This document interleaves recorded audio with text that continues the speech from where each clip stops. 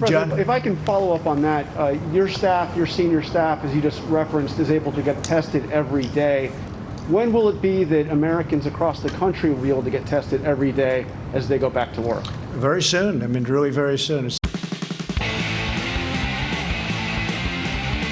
The President of the United States, no doubt, maybe take an opportunity not only to talk about testing, but maybe what his predecessor had about how he's going about this process. President Trump. To provide an update on the unprecedented testing capacity developed by the United States, the most advanced and robust testing system anywhere in the world, by far.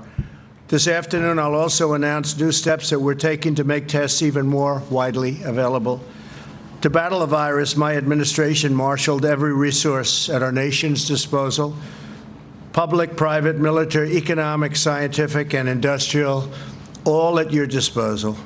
We launched the largest manufacturing ramp-up since the Second World War. There's been nothing like it since. At the center of this industrial and scientific mobilization was the development of our coronavirus testing capabilities. In the span of just a few short months, we've developed a testing capacity unmatched and unrivaled anywhere in the world, and it's not even close.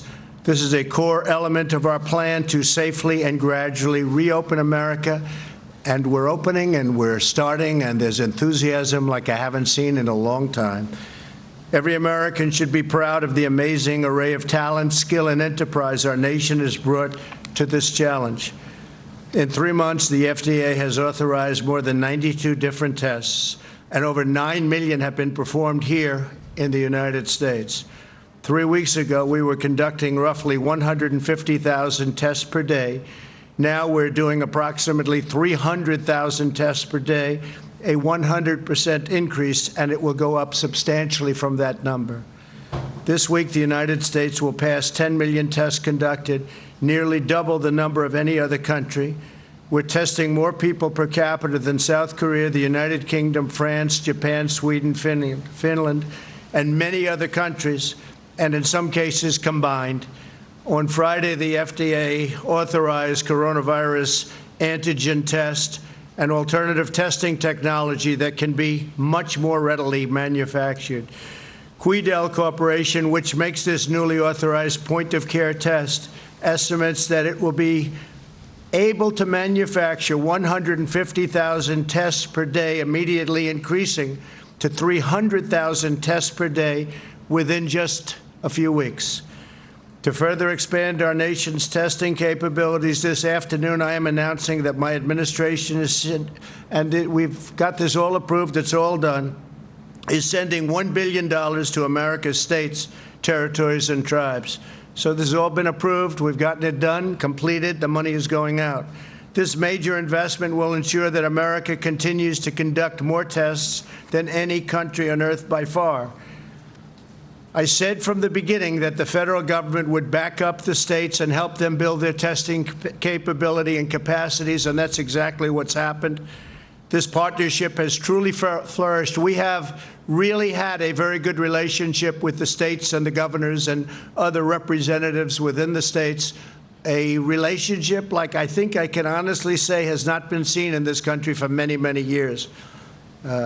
The governors and us are working together very closely, not only on testing, but on ventilators, where we have a capacity that's at this point virtually unlimited. And we're sending ventilators, as you probably heard from other countries. We're sending many, many thousands of ventilators to other countries because they're in tremendous need. And I think building up a lot of goodwill, but much more importantly than that, we're saving a lot of lives. Most states are now doing a great job. My administration located 5,000 machines in 700 labs across all 50 states. And governors have learned how to maximize these testing resources. The federal government is also supporting states with vital supplies, quick approvals of new tests, and one-on-one coaching from the team here at the White House on how to increase capacity and increase it very quickly. In recent weeks, we've held multiple conference calls with every state, as well as with D.C. and Puerto Rico. We jointly developed testing projections and goals for each state for the month of May, altogether totaling 12.9 million tests. Think of that, 12.9 million tests. Today, I'm announcing that my administration will provide the collection supplies to help states meet their targets and meet them rapidly. During the month of May, FEMA and HHS will be delivering 12.9 million swabs to states nationwide. We already have them. The delivery will be very quick. We're prepared to provide millions of additional swabs if any state is on a pace to surpass its goal. And their goals are very high. We've set them very high. We've told them to set them very high. My administration will also provide approximately 9 million transport media, which are used to transfer swabs to the lab processing, a complicated process, but we've made it simple. As a result of these actions, every single state will be able to test more people per capita in May alone than South Korea has tested in 4 months since the outbreak began.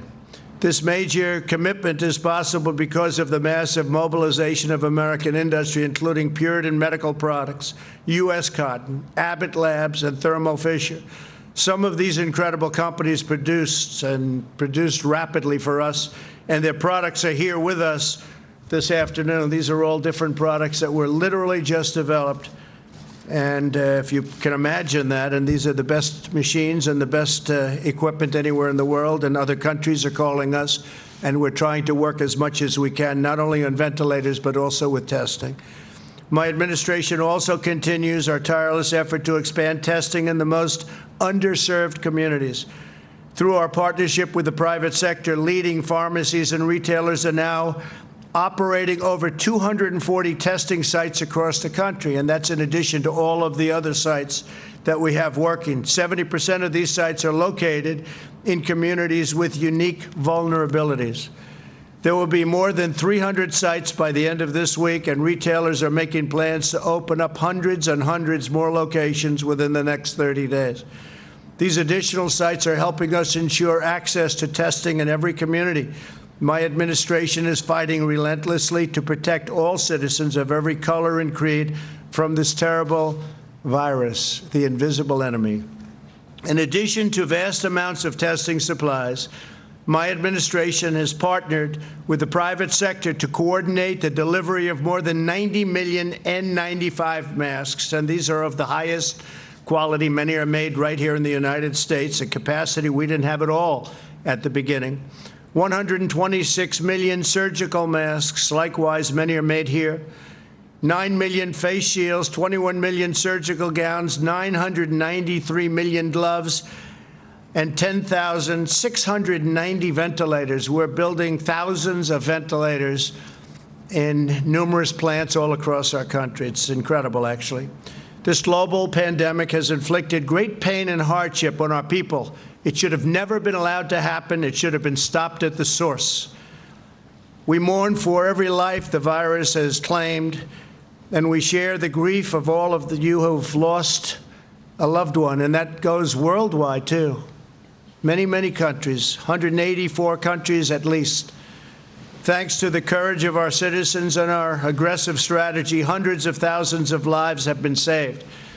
And we have saved, and if you look at on a per 100,000 basis, we're at the best part of the pack, right on the bottom. Germany and us are leading the world. Germany and the United States are leading the world. Lives saved per 100,000. In every generation, through every challenge and hardship and danger, America has risen to the task. We have met the moment, and we have prevailed. Americans do whatever it takes to find solutions, pioneer breakthroughs, and harness the energies we need to achieve a total victory. Day after day, we're making tremendous strides with the dedication of our doctors and nurses. These are incredible people. These are brave people. These are warriors. With the devotion of our manufacturing workers, food suppliers, and lab technicians, and with the profound patriotism of the American people, we will defeat this horrible enemy. We will revive our economy, and we will transition into greatness. That's a phrase you're going to hear a lot, because that's what's going to happen. We're going into the third quarter, and we're going to do well. In the fourth quarter, we're going to do very good, and next year I think we're going to have one of the best years we've ever had, because there's a tremendous pent-up demand. It's a demand, and I'm feeling it. I've felt things a lot over my life, and I've made a lot of good calls. It's a demand like I don't think I've ever seen. There's a pent-up demand. There's a spirit in this country like few have seen. And I think you can say, and we've helped a lot of the countries a lot, really a lot. There's a tremendous spirit all over the world to beat this terrible, terrible thing. But we're transitioning to greatness, and the greatness is going to be in the fourth quarter, but it's really going to be next year, and it's going to be a year like we've never had before. I really believe that. As good as we've done, and we've done great. We had the best economy in the history of the world, not just here, but anywhere in the world. You can talk China, you can talk any other country. We had the best economy anywhere in the world. And we were going for numbers, whether it was unemployment numbers, where we had our best numbers. Employment also numbers, a little different, where we had our best numbers, almost 160 million people. All of that, we had the greatest stock market numbers ever. I think we had 142 days where we set records. In a short period of time, 152 days, we set records in the stock market. We rebuilt our military, all built in the United States, all of our equipment built, $1.5 trillion plus. On the southern border, the wall is being built. It's being built rapidly, and now you don't hear the opponents talking too much about the border. They don't like to talk about it because it seemed that we were right on a lot of things. One of the things we were right about, one of the many things, was the border. We have a very powerful border now. We had one of the best weeks in the history of our border between the United States and Mexico, our southern border. We had very few people coming in, very, very few, almost record low numbers. And the wall is being built. It's up to 181 miles already. It's being built rapidly. People don't talk about it anymore because it's very successful. And the area where the wall has built, that is a lot still, but we want to be up to 450 by a very short period of time. Early next year, we should be up to 450, and very shortly after that, over 500 miles to be completed. But it's had a tremendous impact. But again, we've had the best numbers. The last thing we want now with this pandemic is for people to come across our southern border. And again, we're doing record numbers, meaning record low numbers. So I just want to thank everybody, and I want to introduce Admiral Guar. If you could, please come up, and Brad, if you would, Brad Smith. And they're going to do a little explaining as to what we've done with regard to testing and how successful it's been. And then we'll take some questions after that. Thank you very much. Well, thank you, Mr. President, for your leadership and for your high expectations that really made this all come together, and for the uniform support of everyone in the White House and the administration. And thank you, Secretary Azar, for providing his leadership at HHS and allowing both Brad and I the opportunity to work on this project. I think it's clear that America does lead the world in testing. I'll go through some of the charts that show that we lead quantitatively. I will also suggest that we lead in the diversity of tests, which are very important to establish the testing ecosystem to keep America safe. And clearly, as we've said multiple times, no one beats America when it comes to quality. So let's start potentially with the next slide. This may be hard to see, but if you look at the line on top, that's the total numbers of tests done by the United States. No other country in the world comes close to the total numbers. Again, as the President has said, today we will top over 9 million tests. And if you look at per capita, everyone talks about South Korea being the standard. Today, we will have done more than twice the per capita rate of testing that was accomplished in South Korea. No matter how you look at it, America is leading the world in testing, and how did we get there? Let's look at the next slide. Next slide, please. A very important component of how we came to this point was the authorization by the FDA, under the leadership of our Secretary, of many different diagnostic tests, of diagnostic devices, and now of serology tests. So you've heard a lot about the different testing, and you see some of the machines up here. Most of the diagnostic tests, all but one, rely on the amplification of the viral RNA, the viral genetic material. And we've talked to you about the diversity of tests. They're very high throughput tests that are done at big reference labs like LabCorp and Quest. But very importantly, there are also tests, and you heard us talk about Cepheid, delivering over 2 million tests, vitally important to rural Americas and to places that do not have very large infrastructure. You've also seen the Abbott test we've talked about. There it is on the left of the president, delivering about 1.4 million tests as a point-of-care test. You get the result within 5 to 15 minutes. And we have deployed over 235,000 of these tests to the state public health laboratories in every state of this country to make sure that that point-of-care testing capability is there to research outbreaks like in nursing homes or in certain industrial capacities, and well over 90,000 to the Indian Health Service so they could test at a point of care in remote locations. The president also talked about a new first-in-class test. It's listed there as an antigen-based test. This is very important, and you've heard Ambassador Birx talk about this multiple times, because antigen testing, although complex, is much less complex than the nucleic acid testing that we've had. Quidel had this authorized by the FDA, and as the president said, we'll soon be making over 300,000 tests per day. Do the math. That's 9 million point-of-care tests that we will have every month in just a few weeks. It will clearly add to, and to a certain degree, transform our landscape. What you don't see up here is the important work the FDA did. I'm a swab guy now. I'm very interested in swabs. In order to make all these tests work, you have to show that a certain swab made of a certain material, performed in a certain way, delivers a highly accurate result. And what you're seeing up here are some of the fruits of that labor.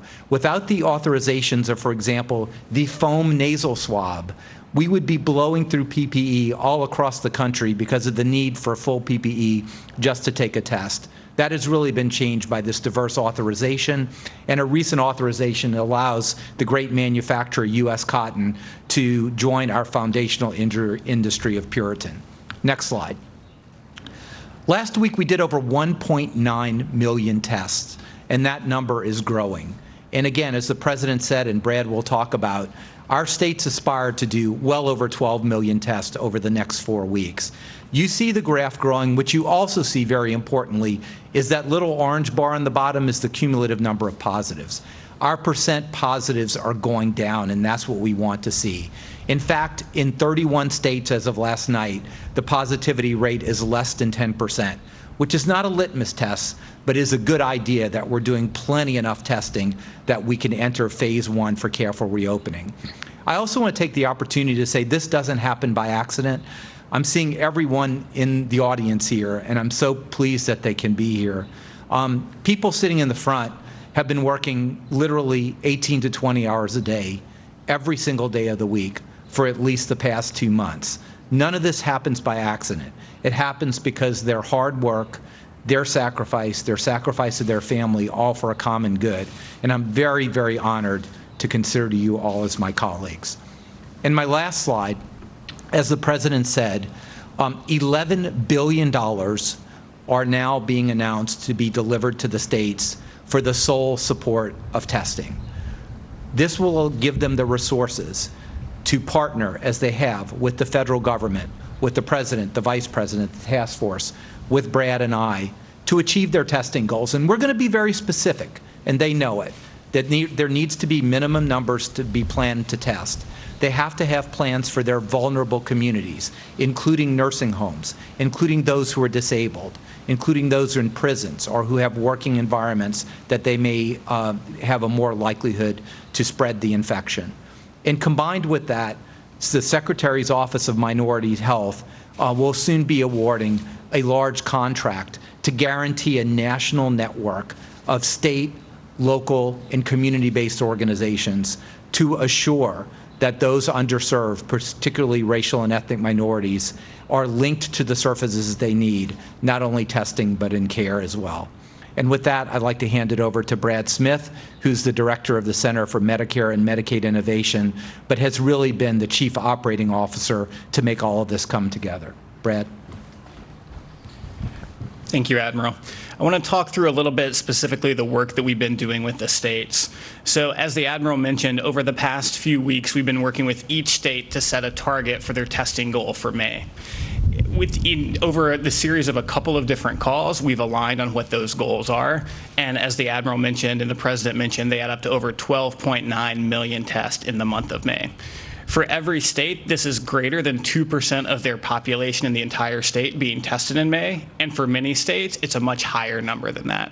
When you compare this, as the President mentioned, to South Korea is actually below that 2%, not for a month, but for their total test to date since the start of the year.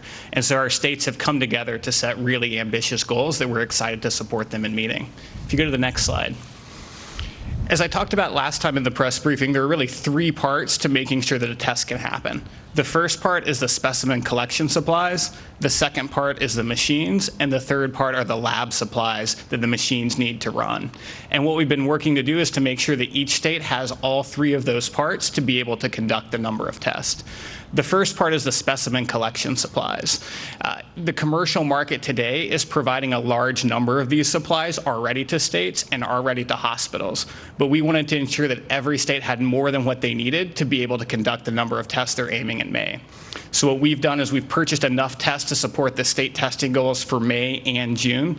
So we will be sending more than 12.9 million swabs and over 10 million media to the states over the course of May, and a similar or greater number over the course of June. In addition, we have several million in reserve, so if states are able to exceed their goal in the third and fourth week of May, we can provide them even more swabs and transport media. And again, this is in addition to what's already available in the commercial market. If you go to the next slide. There are large numbers, has been talked about many times, a large number of testing machines across the country, over 5,000 different machines that can conduct these tests. The key part is making sure that the machines and that the labs have enough supplies to run the machines. There will be, in the month of May, commercially produced over 25 million test kits, which is either the PCR and extraction kits or the cartridges, to be able to support tests in their effort, states in their testing effort.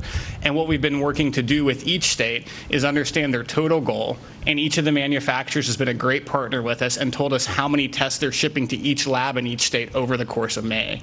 And what we know is that in the aggregate, the number of test kits the state is getting is greater than their testing goal for the month of May.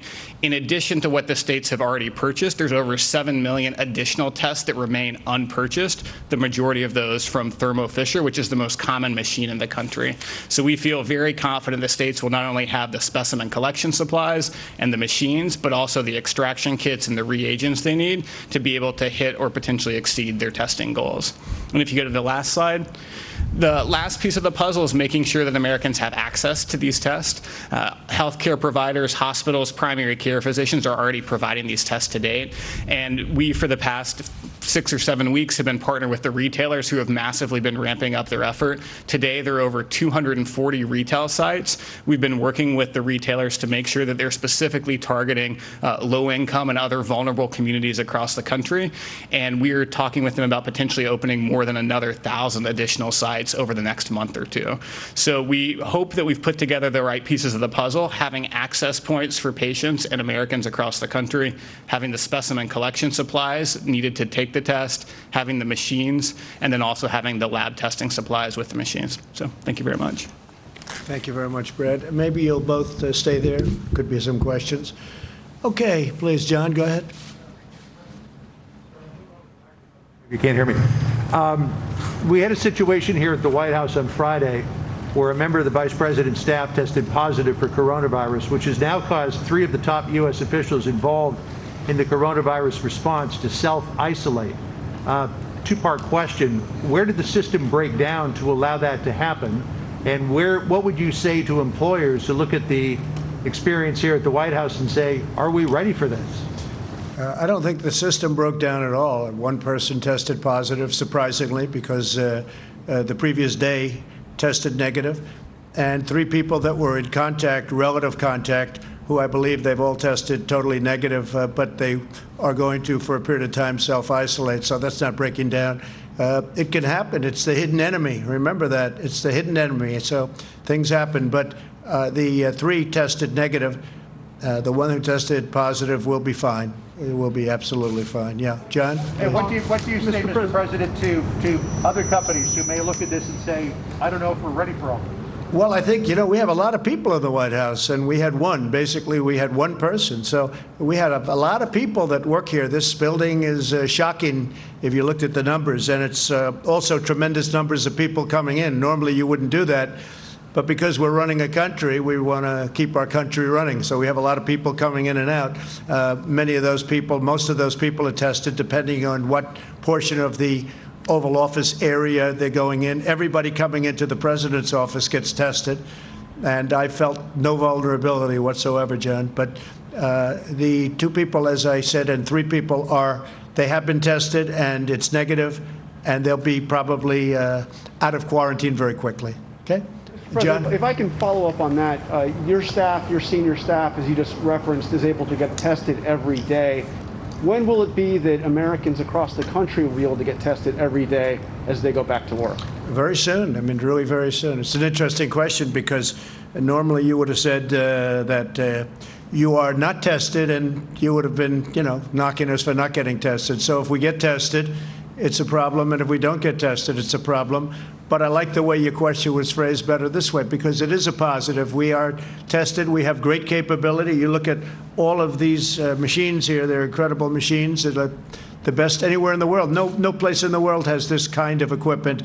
Other countries are calling sophisticated countries, and they're calling lots of countries. And we're trying to make as much as we can available to them, because there's nothing like what we've been able to do in literally a couple of months. What they've been able to do, the private sector, how they got it done. This is a 5 to 15-minute test, as an example, the Abbott Laboratories test. These tests are highly sophisticated, very quick, very good. This is things that didn't even exist a short while ago. So we do have a great testing capability. At the White House, we're doing it.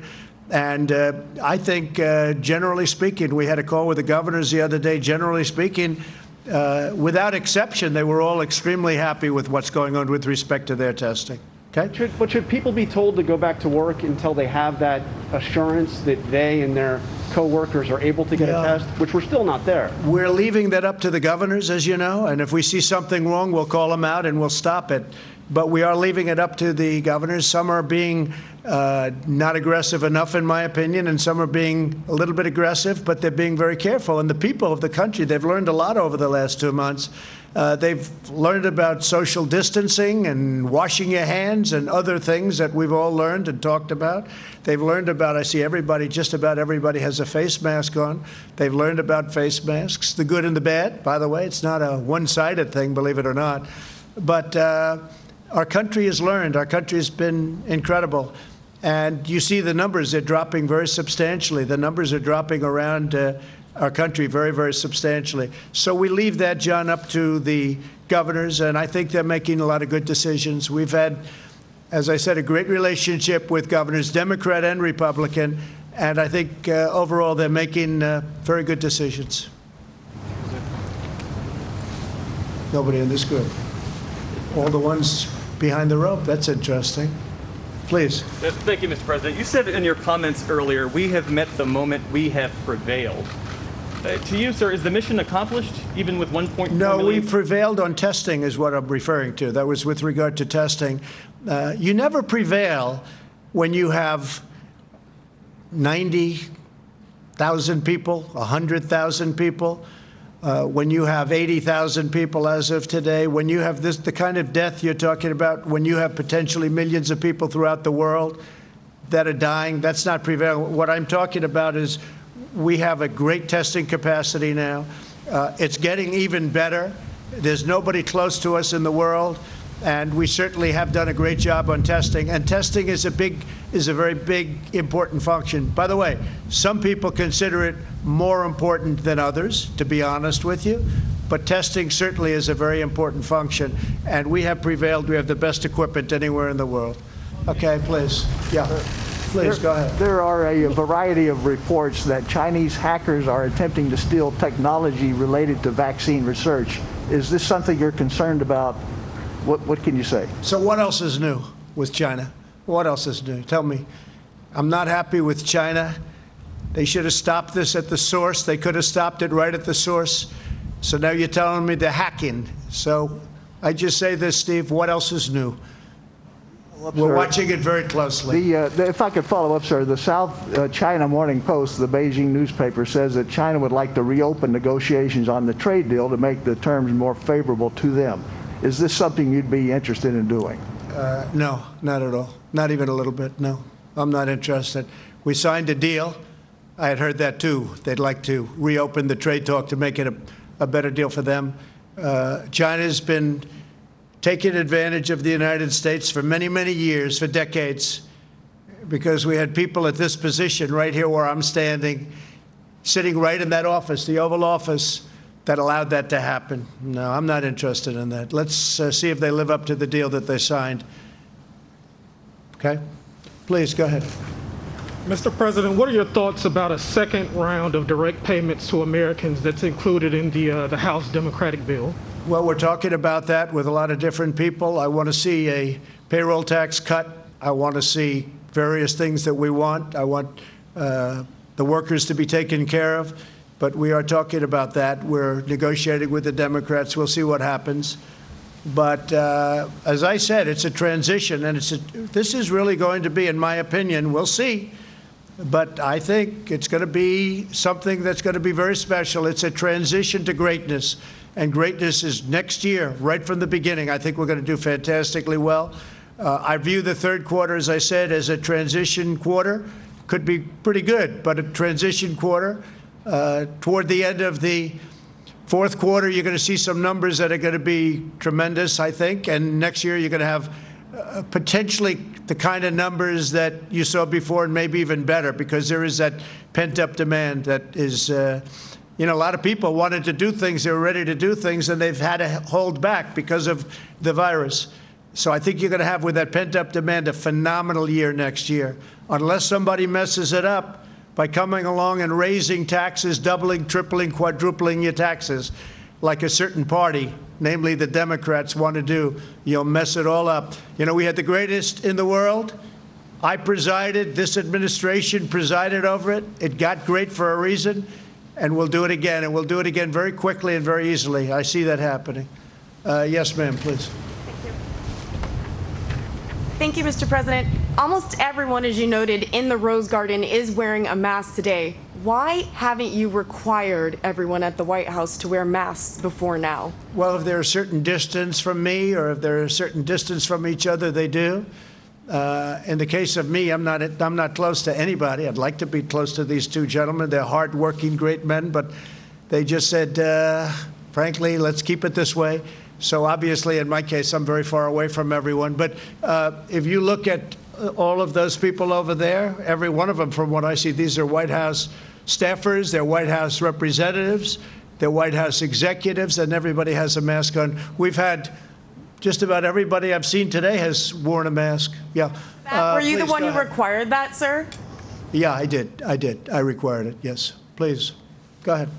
Mr. President, you're now promising that everyone who needs a test will be able to get one at some point soon. Can you give us some figures on what you're changing to ramp up testing? When will that be a true statement exactly? And how exactly are you going to accomplish that? Well, it's a true statement already. We have more testing than any country in the world by far, but I'll let Admiral go into a little bit of the future. When you look at the testing numbers that we worked with collaboratively with the state leadership, it's not just with the governor, but the state health officers, the state epidemiologists, the public health labs. It's really a combination of testing those who need something for diagnosis, diagnostic testing, tracing, so testing those who have been around the people with a diagnosis. But the largest fraction of that is really moving into surveillance. That is testing those who are asymptomatic.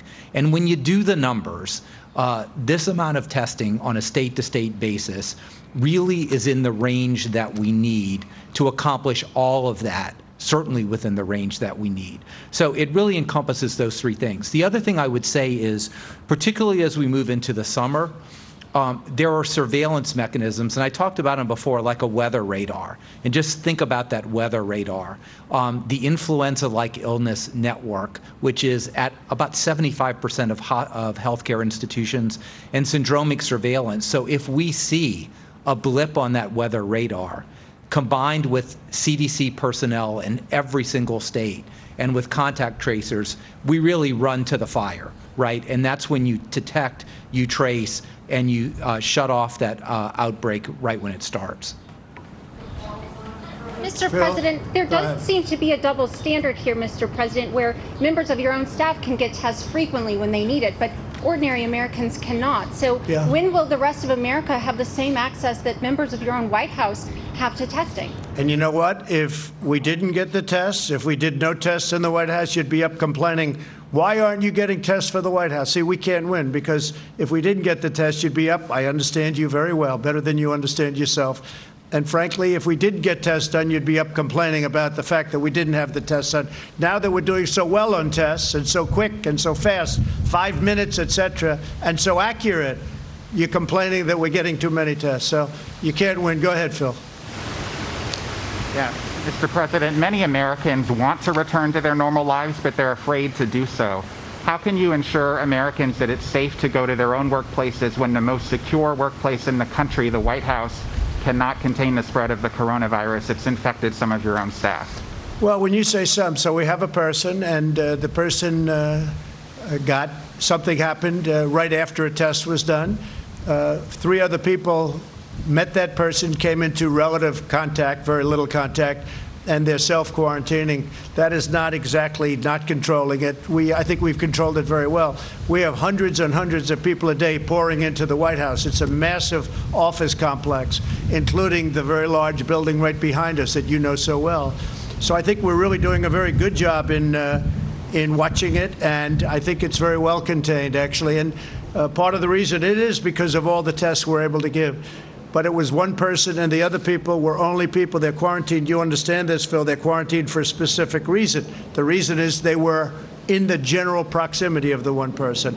And the one person, I believe, will be fine in a very short period of time. Why hasn't Vice President Pence followed the CDC guidelines of self-isolation and other people who might have been exposed to this? Well, I'm going to have to ask that. He will give you that information. Whatever he is proceeding and doing, he will give you that information. I'll make sure that they put out a notice. John, go ahead, please.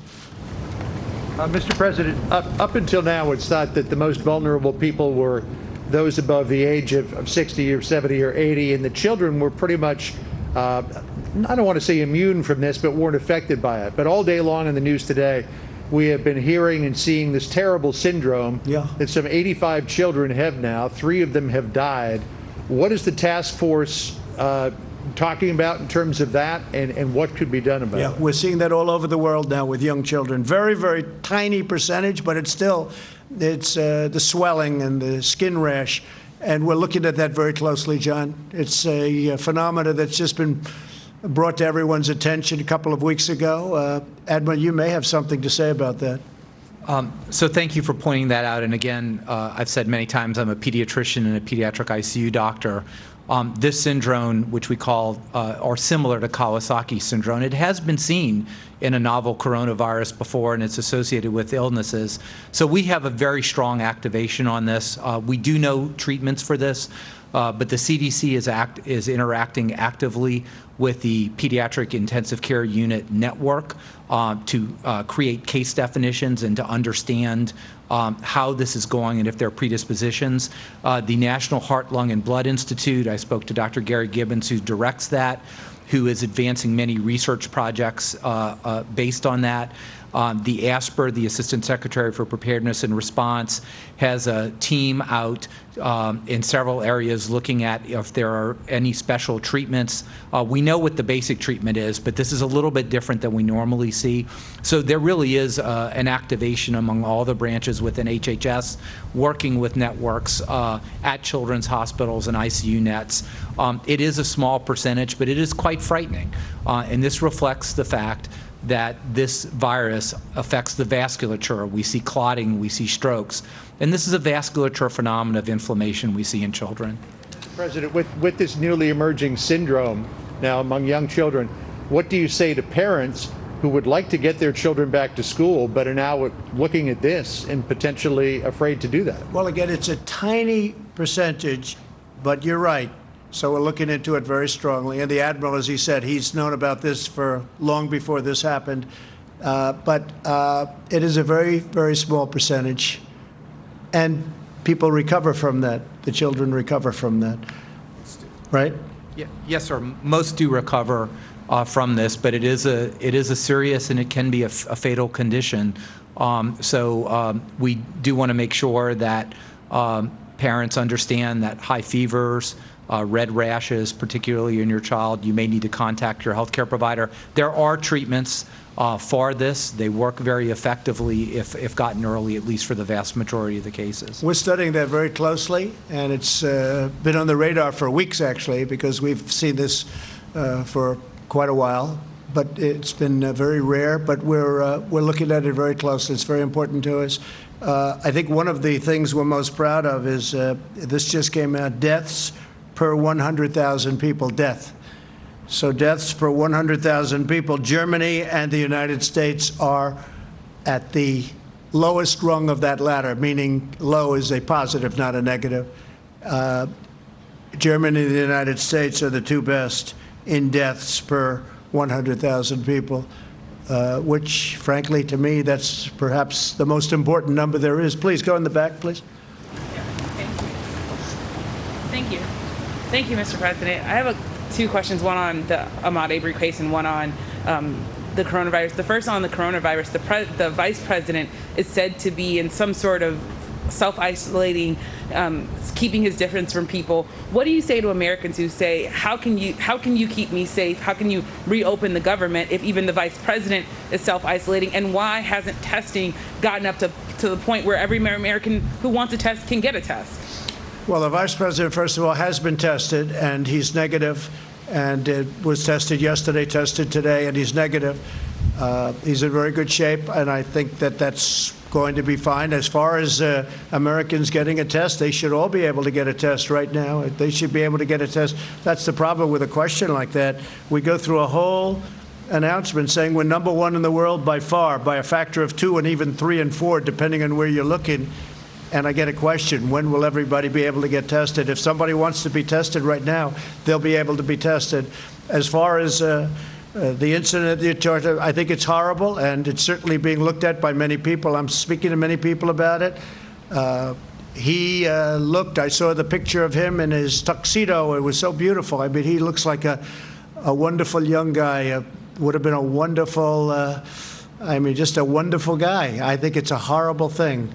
I think it's a horrible thing. Now, with that being said, as you know, they're studying the case very carefully. They're interviewing everybody involved, and we'll see what happens. To me, it's a very sad thing. I spoke to a number of people that are very much involved in it. I've been following that one very closely. It breaks your heart to watch it. It breaks your heart. And certainly the video was a terrible-looking video to me. But you have a lot of people looking at it, and hopefully an answer is going to be arrived at very quickly. But it's something that is heartbreaking. A question about the case, if I could ask it. The specific question I have is, you said that there possibly are things that happened that were not recorded on the tape. Could you expound on what you mean by that and your thoughts on? Well, I saw the tape, and when they moved left, when they moved left outside of the tape, nobody saw what was going on. Nobody saw it. It's an empty spot on the tape, I guess. Now, do they have additional tapes? I hope. But I will say that it's something that, based on what I saw, doesn't look good. Somebody that I have a lot of respect for is Senator Scott of South Carolina. You know who I'm talking about. He's a great gentleman. He's a great senator. He's a great gentleman, Tim Scott. And I called him 2 days ago. I said, Tim, what do you think? Tell me. What do you think? He's very disturbed by it. He's very disturbed, and I'm very disturbed also. Please go ahead. President Trump, thank you. I have two questions, one on testing and one on Democratic states that you tweeted about. First, the money for this new testing support today comes from the CARES Act, which you signed into law 42 days ago. Did your delay in embracing widespread testing have anything to do with a desire to suppress the official number of U.S. cases and deaths as you try to reopen the country? No, we just wanted to make sure that we had the proper machinery, apparatus, and everything else out there before people started wasting money. It's a method of saving money. We want to make sure we had even things like this. Plus, they have machines that are far more complex than this. They have massive machines at some of the laboratories that can do millions of tests. We want to make sure everything was in place. Okay, go ahead. And earlier today, you tweeted that Democrats are moving slowly for political purposes. Why do you believe that their motive is politics rather than public safety? And how do you respond to criticism that you're also motivated by politics to try to grow the economy ahead of the election? Well, I think that if you look at Pennsylvania as an example, if you look at various other states, I won't get into them, the people want to go back. The numbers are getting to a point where they can, and there just seems to be no effort on certain blue states to get back in. They're not going to stand for it. They want our country open. I want our country open, too. I want it open safely, but I want it open. Don't forget, people are dying the other route. You can go with the enclosed route. Everything's closed up. You're in your house. You're not allowed to move. People are dying with that, too. You look at drug addiction. You look at suicides. You look at some of the things that are taking place. People are dying that way, too. You could make the case it's in even greater numbers. So it's a situation that some people, and I've noticed that some states could be moving more quickly, and also at the same time safety. Look, safety is paramount, but people are dying in the lockdown position too. And everybody understands that. They're just starting to find out. And look at what's going on with drugs, and look at what's happening with suicides. Yeah, please. Please go ahead. Hi, Mr. President. So Americans have been self-quarantining for several months now, social distancing, yet we're still seeing about 20,000 new cases a day, 1,000 to 2,000 deaths. Is there anything else the administration is planning to do to get these new cases under control? Because we seem to be on a plateau. Or is this just well, excuse me, the 20,000, the numbers are way down from what they were 2 weeks ago. I mean, the numbers are really coming down, and very substantially. This weekend was one of the lowest we've had. This is, you know, the numbers are coming down very rapidly all throughout the country, by the way. There may be one exception, but all throughout the country, the numbers are coming down rapidly. I think you see that, Admiral. But now 130,000 cases that go through August. Is that, do you agree with those models? Is that your expectation Well, as well? the models haven't been exactly accurate. These are models done by a lot of think tanks, a lot of universities. You look at some of the models, they've been way off. A few of the models have been accurate. But as far as the models are concerned, if you go by the model, we were going to lose 2.2 million people. And because we mitigated, we did things that were very tough for our country to do, frankly. We had to turn off our whole magnificent economy. We had to turn down the whole country. We're at the lowest of all of the models. I mean, if you look at, I guess that 100 to 120,000 people would be at the low side. And we're at, there's nothing low. Look, nothing low. One is too many people. And I say it all the time. One person to lose for this is too many people.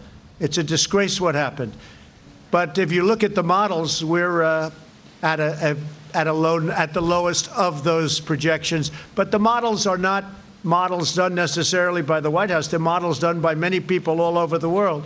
And if you take the most respected of those people, many of those models are wrong. I mean, they've been wrong as far as the U.S. is concerned, because those numbers are nowhere near what was projected potentially. Expectation of what the death toll is going to look like by the summer, you know what? I don't want to think about it even. I know that we're doing everything we can. We're doing a good job. We acted very early. We acted extremely early in keeping China out of our country and banning people from China coming in, other than our citizens, which we obviously had to take. And they were quarantined or watched carefully. They were tested. They were watched very carefully. But we had about 40,000 people coming in from China, from Asia, And we had to obviously take the people. Can you imagine if I said, you're a U.S. citizen, we're not going to take you? That doesn't work. So, but they were very carefully. I was with Ron DeSantis. He said they literally put the people that came in from China in quarantine for a substantial period of time. Now, that was a big decision. I think we saved hundreds of thousands of lives by acting very early. And when I did this, I think the Admiral can say it, everybody was against my doing it. Everybody was. The professionals, the doctors. I was pretty much by myself on that one. And it was a lucky thing we did it because we saved hundreds of thousands of lives. Yeah, please, go ahead. Thank you, Mr. President. Earlier today, the Vice President urged governors to have all their nursing home residents tested. Why not just mandate that? Why not require that? Have you considered that? Well, I would certainly consider that. I will mandate it if you'd like. I think it's important to do, and I think, frankly, some of the governors were very lax with respect to nursing homes. It was obvious right from the beginning. The state of Washington, where 26 or 28 people died very early on, and I would have said nursing homes, and I did say nursing homes. That's what they should. Now, some of the states, many of the states are doing that, but I think all of the states should be. They have the capacity to do it. They should be doing nursing home. That is a real vulnerability. The two staffers that were announced last week as testing positive, are you aware of any additional White House staff? No, not at all. I'm only aware of people that saw them, were tested, the tests were negative, and they're quarantining anyway. So, please, go ahead. Thank you, Mr. President. I wanted to ask, are you now or are you considering separating some more with Vice President Pence as a precautionary measure? Well, first of all, the job he's done on task force, the job he's done, frankly, as the Vice President of the United States has been outstanding. And he's a warrior, too, just like doctors and nurses. I mean, he is working so hard, and he's coming into contact with a lot of people. But again, he tested negative, so we have to understand that. But he comes into contact with a lot of people. It's something probably during this quarantine period we'll probably talk about. I have not seen him since then. But I would say that he and I will be talking about that. Yeah, we can talk on the phone. Question for Admiral Giroir, if I could. The president just said that Dr. Fauci, Dr. Hahn have tested negative. Then why do they need to be isolating? Is there some concern that they could be spreading the virus in some way? Is there a concern about the testing? Why do they need to isolate? So this is a very fundamental concept, and I'm so happy you brought that up because it underlies a lot of the questions here. If you test negative just at that one point, that just means you've tested negative for that point in time. We know that the incubation period for this virus can be many days. So the CDC guidelines really says that if you're in close contact, just testing negative on that one day doesn't mean you won't be positive later on. So the prudent and the recommended thing to do is to self-isolate yourself for the entire period of incubation and really then some. So that's what they're doing. It's a precautionary manner because they were negative. We all hope that they remain negative, but if they turned positive in a day or two or became symptomatic, that's still possible even with a negative test. Okay. Thank you, sir. Go ahead, Phil. Mr. President, in one of your Mother's Day tweets, you appear to accuse President Obama of the biggest political crime in American history by far. Those were your words. What crime exactly are you accusing President Obama of committing, and do you believe the Justice Department should prosecute him? Obamagate. It's been going on for a long time. It's been going on from before I even got elected, and it's a disgrace that it happened. And if you look at what's gone on, and if you look at now all of this information that's being released, and from what I understand, that's only the beginning. Some terrible things happened, and it should never be allowed to happen in our country again. And you'll be seeing what's going on over the coming weeks. And I wish you'd write honestly about it, but unfortunately, you choose not to do so. Yeah, John, please. Crime. What is the crime exactly that you're accusing him of? You know what the crime is. The crime is very obvious to everybody. All you have to do is read the newspapers, except yours. John, please. Yeah, Mr. President, if I can just get a clarification on the testing. We've seen clearly that the numbers of tests have gone up. There have been some advancements in testing. But you've said twice here today that every American who wants a test can get a test. Yes. That's not the case. 1.9 million tests per day is far short of every American that wants a test to be able to Well, get I'm it. going to have the Admiral, but I will say just from listening and hearing like you do, we all do, not everybody should get a test because they have to have certain things and they're going to know when they're not feeling right. Those are the people that will be getting the test. But Admiral, I'll let you take it from there, please. So everybody who needs a test can get a test. We have plenty of tests for that. Right now in America, anybody who needs a test can get a test in America with the numbers we have. If you are symptomatic with a respiratory illness, that is an indication for a test and you can get a test. If you need to be contact traced, you can get a test. And we hope, and not hope, we are starting to have asymptomatic surveillance, which is very important. Again, that's over 3 million tests per week. That is sufficient for everyone who needs a test, symptomatic, contact tracing, and to our best projections, the asymptomatic kind of surveillance we need to get that. And that's the way it is. And remember, I work at HHS. I work there every day. I don't get tested every day. I get monitored for my symptoms. Am I febrile? Do I have any other symptoms? I wear a mask when I go in. That's a safe work environment for the environment we have. If I became symptomatic, I would get a test. And if it were positive, I would isolate and there'd be contact tracing to stop that just the way it was done here. If I'm not symptomatic, I do the precautions as everyone is recommended in phase 1, and that's the essence of safely opening America. And John, the numbers are coming way down, and they're coming down rapidly, and that's a beautiful thing to see. And that's pretty much universally all across the country. They're coming down very rapidly, so very important. Please, go ahead. Admiral, so Americans who are going back to work shouldn't expect and shouldn't want to have the same thing that people coming to work here at the White House have, which is the ability to get tested regularly, regardless of symptoms? Is that what you're saying? let me clarify as well. People who come into close contact with the president get tested on a regular basis, okay? If I were not in close contact with the president specifically, I would not get tested like most people here do not get tested. That's a very specific circumstance. When I work at HHS, I go to HHS, I don't get tested. I do the exact thing that we ask Americans to do to monitor your symptoms. If you are symptomatic, self-isolate, get tested. With one of our community-based testing sites at your hospitals. There are even at-home testing now that has been authorized. And to cooperate, that if you need to be contact traced, be contact traced and cooperate with your local public health. But not everybody who walks in here gets tested every time they do. If you're symptomatic, here at HHS, at a meatpacking plant, at a school, you need to get tested. And the meatpacking plants now are doing very well. There's great testing around those plants.